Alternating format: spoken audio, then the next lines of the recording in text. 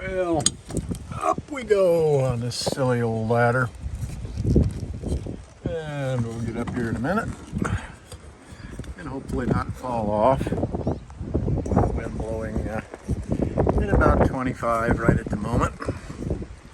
And we've safely made it almost to the roof. We'll take a good look-see at it.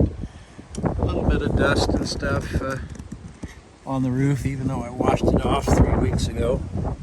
But I'm not going to worry about it now because winter's coming in. The farmers all around us are out plowing the fields, getting ready to put their cover crop on. So there'll be some dust in the air. So if I wash this off, it's a better viewpoint. And we've got a good view from the backside of the Alpine. Looking forward, and I can see one thing right straight away. The wife left the antenna up because she wanted to watch her soap opera while she was cleaning the inside of the Alpine, getting ready for winter. And she didn't put it back down, so we'll get that.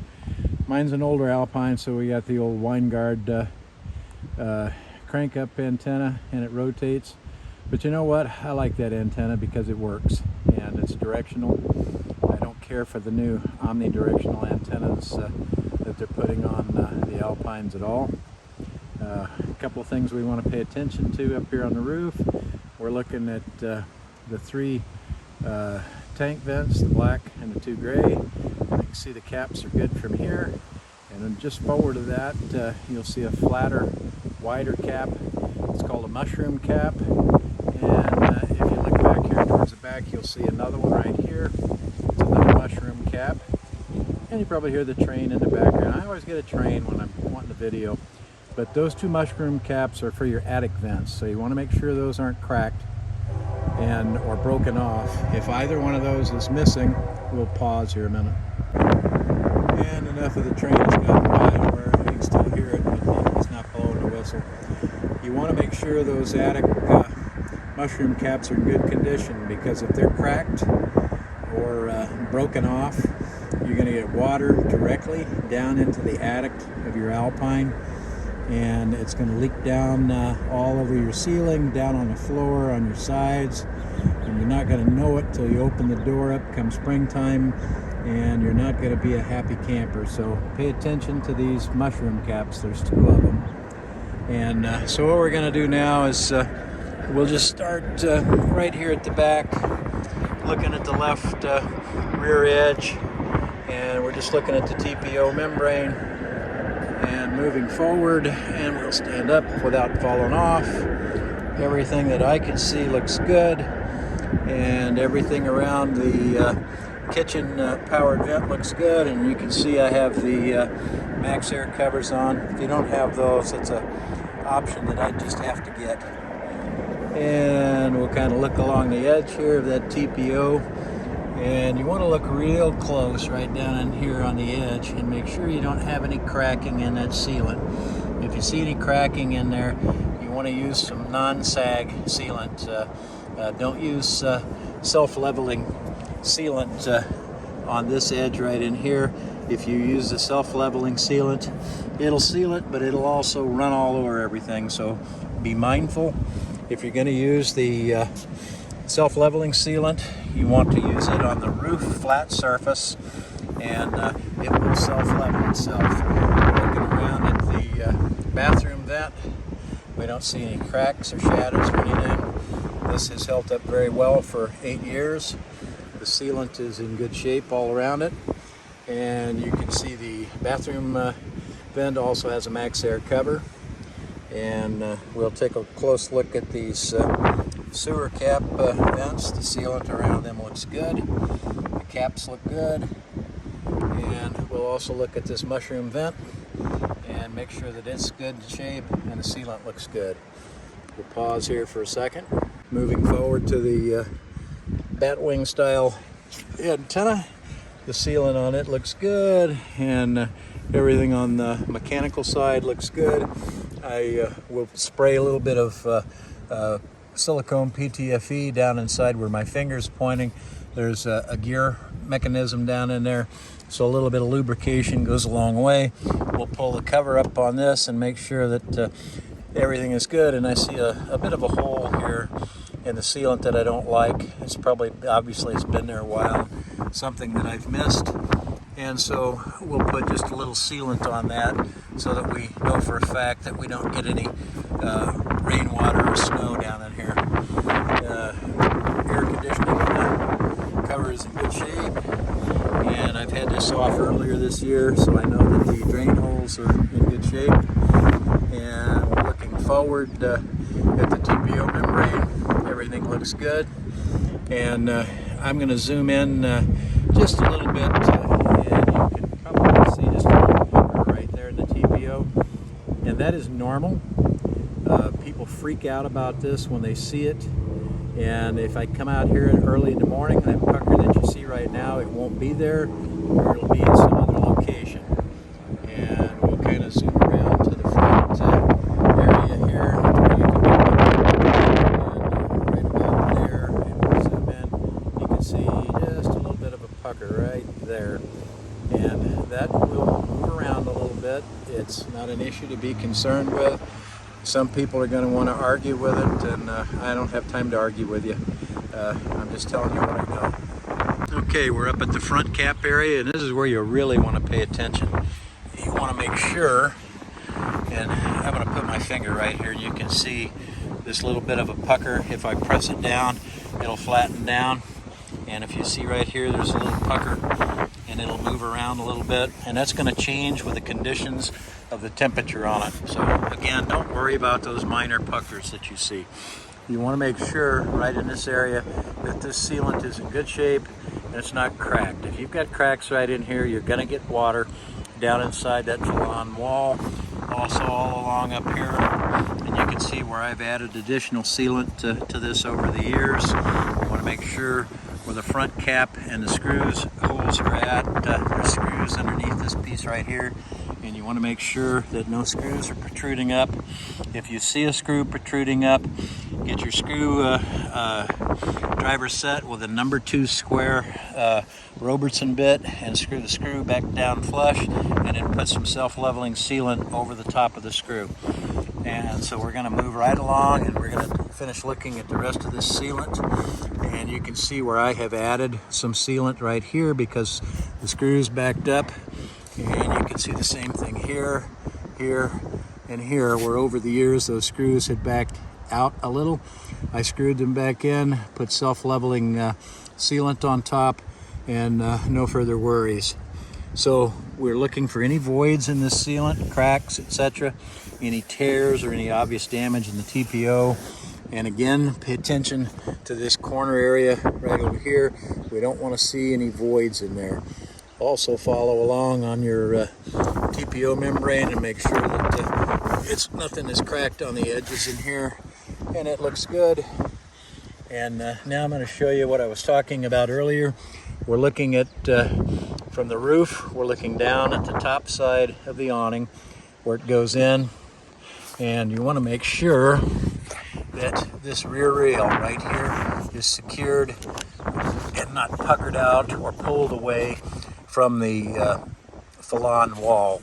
If you look closely, and we'll zoom in, and you can see that there's a rivet there, and you can see a rivet there, and you can see, now you can't see till the camera focuses, perhaps.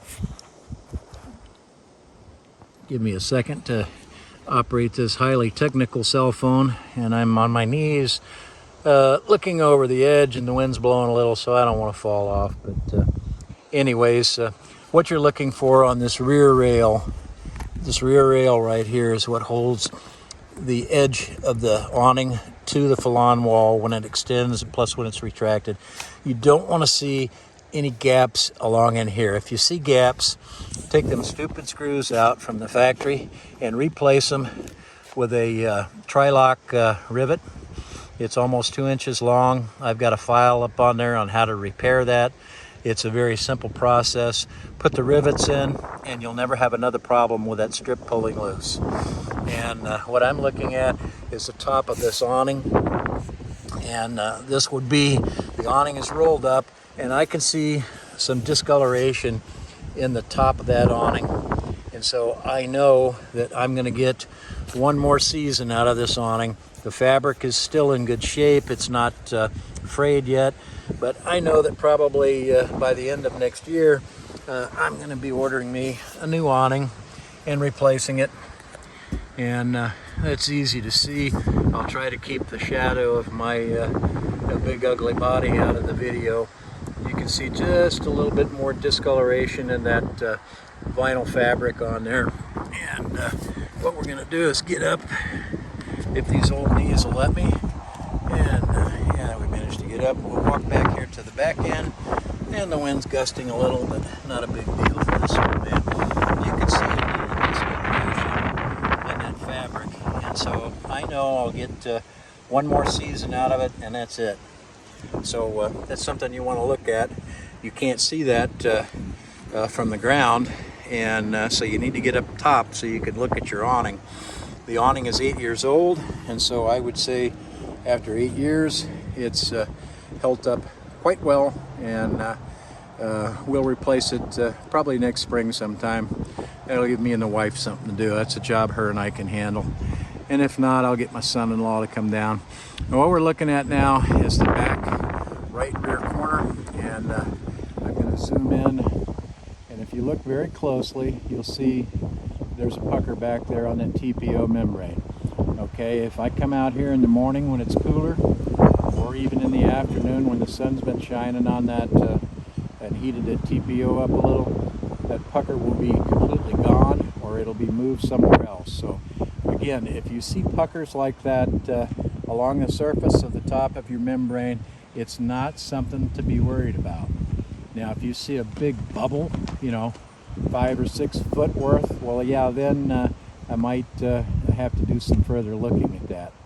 And we'll walk back here to the back end, and we'll take one good look at that. And the wind's gusting a little bit, and the wife about had a cow when I told her I was going to come up on the roof, but I told her, well, it's going to rain tomorrow, and I want to have a look-see. And we're going to again look at this edge, and you can see where I've added a little bit of sealant in here. And I don't get stingy with the sealant. If it needs some sealant, I gob it on there. And you can see right here, I had a screw back out, and so I put a little sealant on this area. That was a couple of years ago. I don't see anything else that's obvious all along this. We're getting a little shadow effect from the rear AC unit and my big ugly body, but everything looks good. And we're looking at the roof where it attaches, or not the roof, we're looking at the ladder where it attaches to the roof, and looking at that sealant on both of those, and everything looks good. So from what I can see, I don't need to do any sealant, except I will come back up here in a few days when the wind isn't blowing, and we'll go back up and address that antenna boot cover that I showed you, and we'll put a little sealant, some self-leveling sealant in there. Will do just fine. And that's all the attention that this roof is going to need. It's another good long shot from the back to the front of the Alpine. It's an alpha roof covering, which comes on all the Alpines. And after 8 years out here in the desert sun of Idaho, in the summertime it gets 100, 110 out here. So this TPO roof has taken a beating, but it is held up extremely well. And from what I can see, I don't see any dark discolorations or anything. I can see the seam line on here, and that's normal. It's nothing to be concerned about. You'll see that you can see another seam right across there. And if we look up forward and zoom in a little bit, you can see the seam lines a little bit. When it was brand new, you couldn't hardly see them, but after 8 years, give me a break. You're going to see a little bit of discoloration. But what I'm looking for is, I don't see in this surface, I don't see any black appearance to this. If you start seeing black spots and you scrub it with a soft brush and a little bit of Dawn detergent and it doesn't come off, then what that's telling you is your membrane is reaching the end of life, and you need to start thinking about what you're going to do and how you're going to get it repaired. I could probably replace this roof membrane myself if I had a day where the wind wasn't blowing, and if I had some scaffolding and such. You'd have to pull the air conditioners off. Everything that's on the top side's got to come off to change it. Could I do it? Yeah, but when it comes time, when it needs a new roof membrane, I'll take it to our local RV place here in our small town of Mountain Home. They do a pretty good job, and we'll let the fellow replace the membrane with another one just like it. So we'll wrap it up. That's what I do for my winterizing of the Alpine that does not include the water system, water heater, and things such as that. All I'm just showing you is just things that I do on the exterior to make sure that the Alpine has as good a chance as I can give it to survive the harsh winter that's coming up, and we'll probably get snow on and off through the months of November through late February next year. So we'll have 3, 4, 5 inches of snow and some ice up on top of this roof. And from what I can see, it's sealed quite nicely and well prepared for the winter months coming ahead. That's all from the Alpine guy out here in southern Idaho. You folks have a great day.